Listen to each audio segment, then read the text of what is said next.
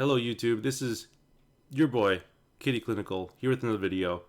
And today, I'm going to talk about something that's kind of a jumping off point from previous videos that I've had. That is the question, do I have any regrets? And yes, it is a big hot topic today about regrets. And I'd say the question is, what are the biggest regrets I had in medical school?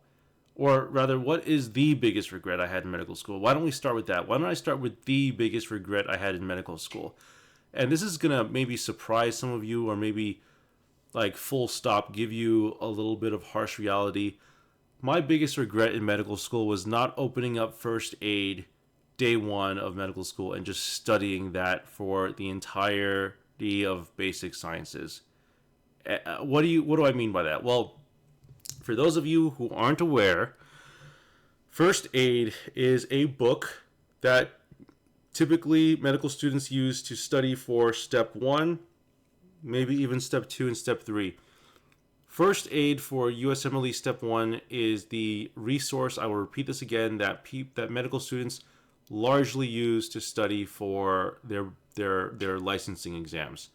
And boy, is it a difficult task to study for the licensing exam. The USMLE, United States Medical Licensing Exam. This is, of course, a video that's specifically talking about medical school in the U.S. And obviously, if you're taking the USMLE, you're not taking the COMLEX. This is talking about more of an allopathic medical school versus an osteopathic medical school. Now, keeping in mind, osteopathic medical schools, students in those schools do also study for the USMLE. They have the option to take the USMLE exams, step 1, step 2, step 3, versus the COMLEX.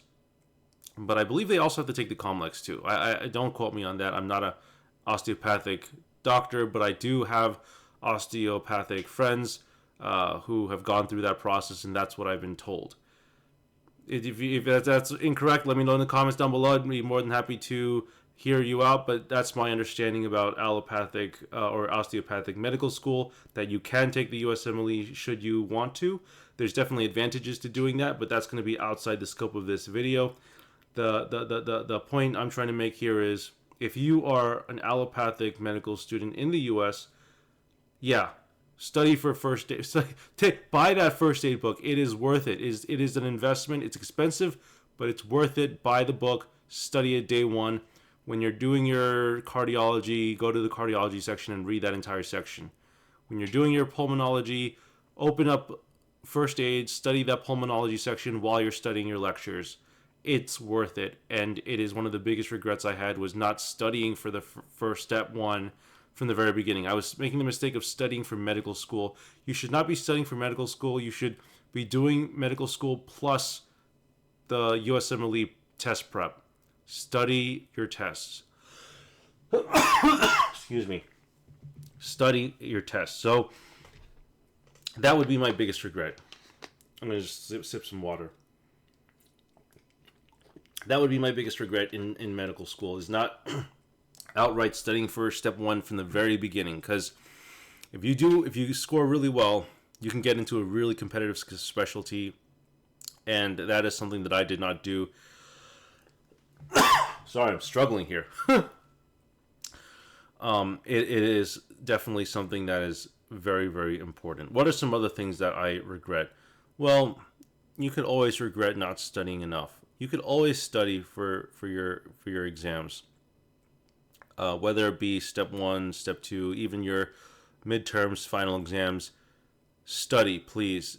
Yeah, I mean, yeah, there's going to be days where I'm going to miss stuff or be maybe a little bit lackadaisical, but I definitely feel like if I had just done nothing but study 24/7, I definitely would have crashed. I would have gone crazy, but you can never do enough studying in medical school. And so I think a lot of people may regret not... I think that's a regret a lot of people might have, is, oh, you got the question wrong on the exam. Well, if I had studied maybe another 5 more minutes, or whatever, yeah, even 5 more minutes, I would have gotten that question right because I would have remembered that section from the textbook.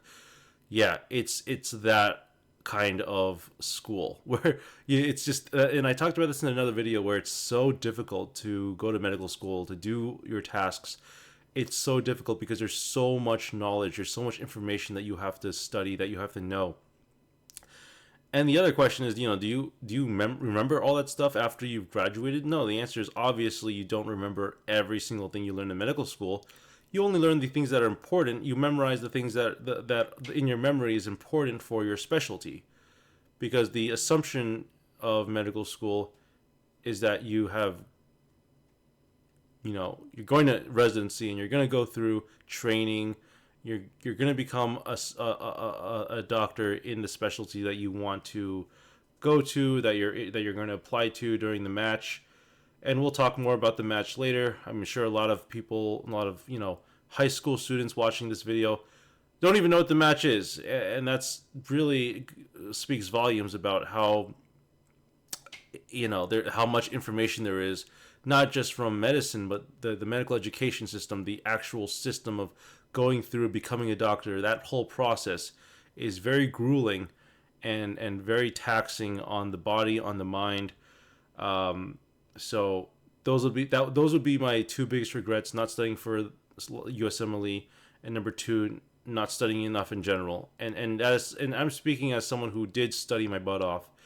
I could have studied a lot harder. I'll be honest with you, term one, I could have studied a lot harder, but I didn't know I didn't know exactly what hit me when it finally hit me. So that would be my second regret. If you want me to have a third regret, I mean, there's a lot of things I regret. There's a lot of things I regret. I'd say connections would be another regret, not having enough connections, because the match, in case you don't know, I'll just speak very briefly about it. It's the process of going from medical school to residency, and having connections is so important in that process.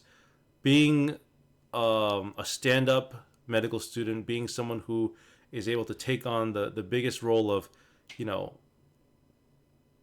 being a good person, connecting with program directors, connecting with residents, connecting with clinicians, with faculty, staff, whatever you name it, have some connections. Because sometimes I remember, someone said that they matched into whatever specialty, general surgery, let's say, and they told me that they felt like they got in because they said something nice, or that they held the door open for someone. It's something is it true? I don't know if that's true that they got in for that. I'm sure they got in for their step scores and their excellent letter of recommendations.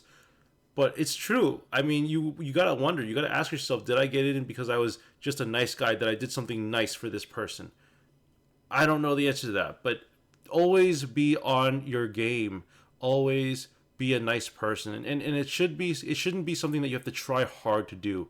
It shouldn't be something that you have to feel like it's labored, because if you work like you put in so much effort, and it shows that you worked hard just to be a nice person, just to do, like, you worked really hard to open that door for that person, it's going to come off really bad. People are going to think that you're a try hard, and that also is something that people not necessarily will like about that quality. So those are going to be some of my regrets. Be a hard worker, but don't show that you're too hardworking. Don't be a gunner, and we'll have a separate discussion about being a gunner in a future video. But I wanted to just stop here and talk about my regrets in medical school. So I hope this video helps you, gives you some insight into medical school. Maybe you're on the fence about going to medical school. Maybe this video, I hope it doesn't, it gives you more information. If it does deter you from applying, well, maybe you dodged a bullet. If you're listening to this video and you still want to take on the risks, then that's more power to you. So hope you enjoyed this video. Leave a comment down below, like and subscribe. Take it easy, everyone.